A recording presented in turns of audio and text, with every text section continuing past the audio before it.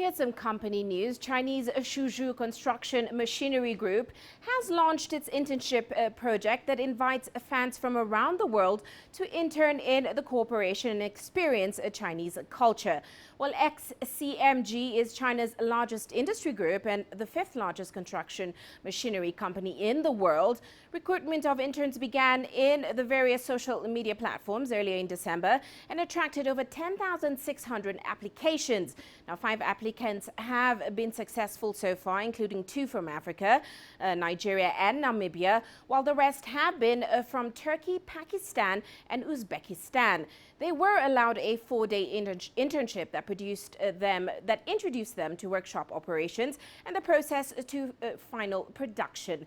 They even got a chance to operate engineering machinery under guidance from experts.